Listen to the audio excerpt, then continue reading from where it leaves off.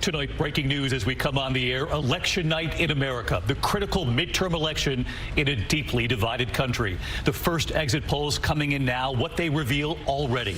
Tonight, control of the House at stake. Control of the Senate, too. And what this could all mean for President Biden's next 2 years in office. Millions of Americans across the country heading to the polls. Some waiting hours in line to cast their ballots. The Senate race in Pennsylvania, a dead heat.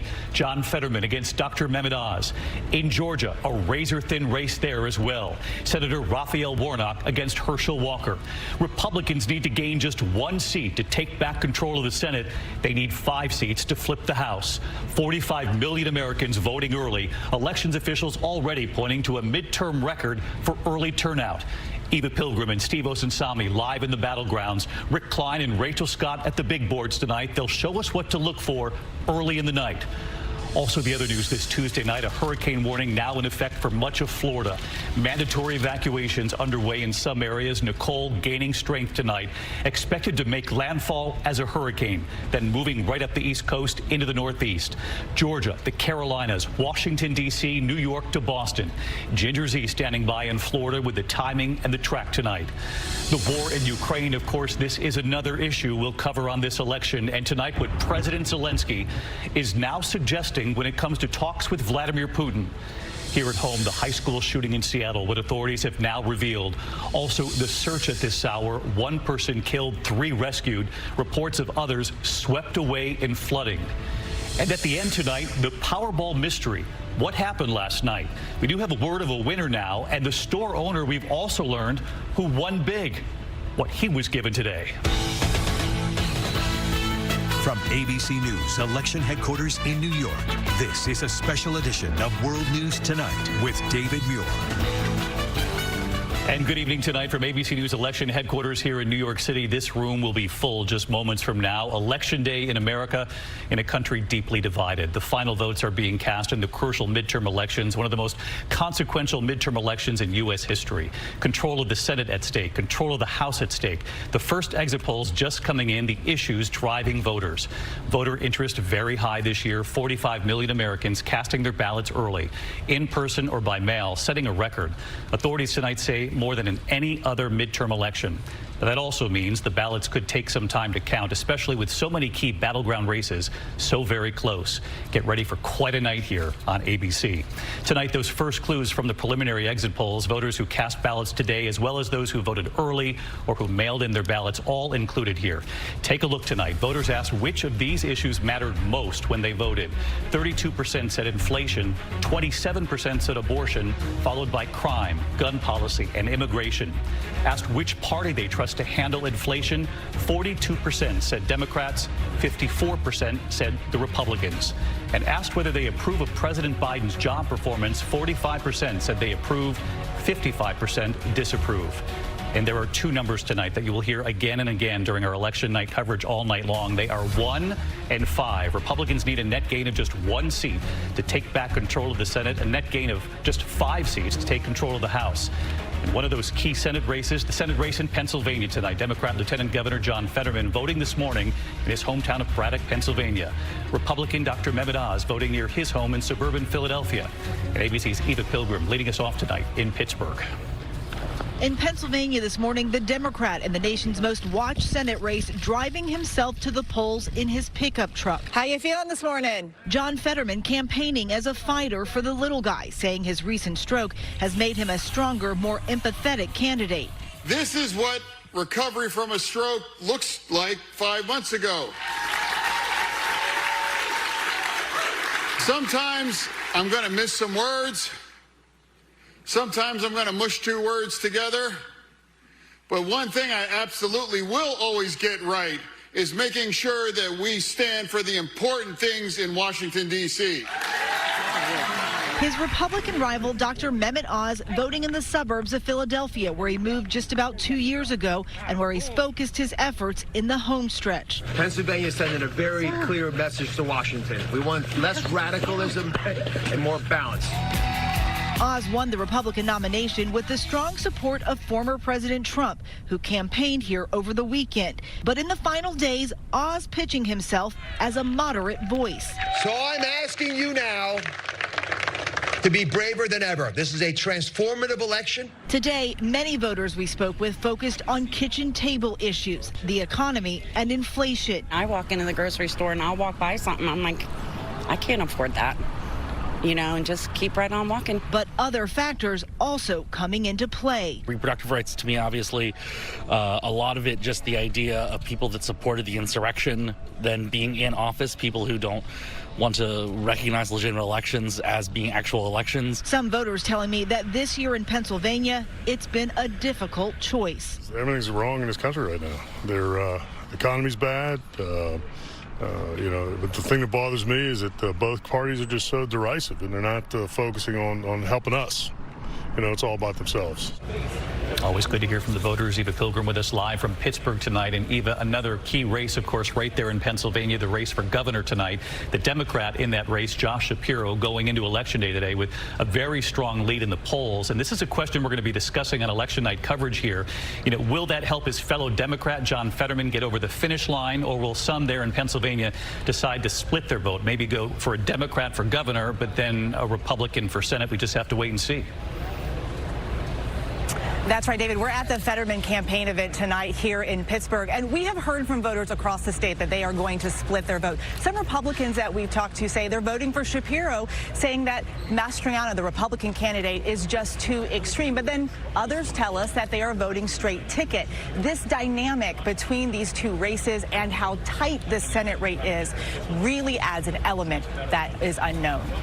All right, Eva Pilgrim, we're going to be counting on you a lot tonight in Pennsylvania, the key state of Pennsylvania, as always. Thank you. In the meantime, to Georgia, the state that determined control of Congress 2 years ago. This time, they could do it again. Tonight, that race for the Senate in a dead heat as well. Senator Raphael Warnock campaigning for re-election there. The Republican Herschel Walker, of course, battling to unseat him.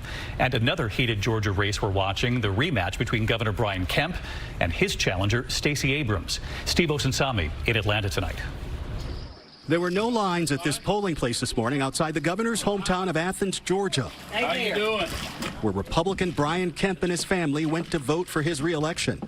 And officials say it's looking this way across the state, that it's only taking minutes to vote, but that turnout is still very strong. Like millions of Georgians, Democrat Stacey Abrams voted early. If she wins tonight, she'd become the first black woman in America ever elected governor. In the U.S. Senate race, both Republican Herschel Walker and Congressman Raphael Warnock also voted early. They joined more than 2.5 million Georgians who voted before Election Day, a record for a midterm election here. What's your feeling on this election? I think it's going to be a very, very close one. Crime is my #1 issue. I would say the economy is a bit more important. I'm concerned about families, the seniors, cost of living, things like that. I think the biggest thing is just the economy. I know a lot of people in the last year or so have dealt with a ton of inflation and rising costs. Wages aren't really keeping up. Georgia voters told us today they were all over the place on the issues, and many were voting for both Democrats and Republicans. So let's bring in Steve Osunsami live in Atlanta again tonight. And Steve, for folks at home, this Senate race between Herschel Walker and Raphael Warnock, one of them has to hit 50% just to make sure that this then doesn't go off to a runoff. But this runoff could be possible given how close this race is going into today. That's right, 50% +1. And, both campaigns are preparing for this. And, it's one of those things that both campaigns are watching tonight. And it's different from 2020. In 2020, when there was a runoff election during the presidential election, that runoff didn't happen until January. In fact, the night before the attack on the U.S. Capitol. But this time, the law has changed. If there's a runoff in either of these races tonight, that runoff will happen 4 weeks from tonight on December 6th. David? But here's the really interesting thing, Steve. We know Georgia closes fairly early tonight, so we'll have early results from Georgia, at least the first wave of data coming in quite early. So we'll be coming to you very soon on our election coverage. Steve, thank you. In the meantime, to Arizona tonight, a very close Senate race there as well. Also, the race for governor being watched by the nation. ABC's Wick Johnson in Arizona tonight. Don't forget to vote. In one of the country's most pivotal Senate races, tonight Democrat Mark Kelly, a former astronaut and combat pilot, is fighting to keep his seat in Arizona. I expect to win this election, and we've worked really hard, and I feel I've earned the votes. But polls showing his Republican opponent Blake Masters closing in, a political newcomer endorsed by former President Trump, who's been hammering Democrats on issues like crime, immigration, and the economy, while Phoenix is seeing the nation's highest inflation rate at 13%. Look at what they've done to destroy our economy. And in the race for governor, Republican and former TV news anchor Kari Lake taking on Arizona Secretary of State Katie Hobbs, a Democrat who made a name for herself defending the 2020 election results. This race for governor isn't about Democrats or Republicans. It is about sanity over chaos. But Lake with a slight edge in the polls. She's one of 199 Republican candidates running for statewide office or Congress who fully denied the legitimacy of the 2020 election.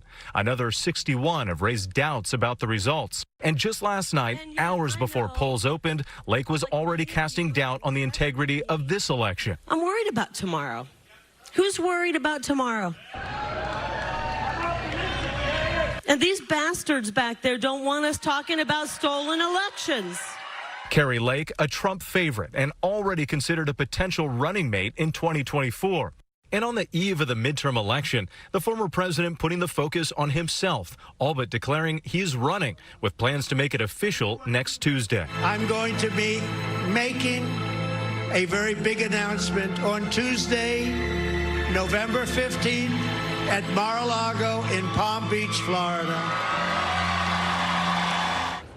And David, here in Arizona, this new MAGA movement with Kari Lake at the forefront will be put to the test tonight to see if they can beat Democrats in these tight races and turn this purple state red once again. David?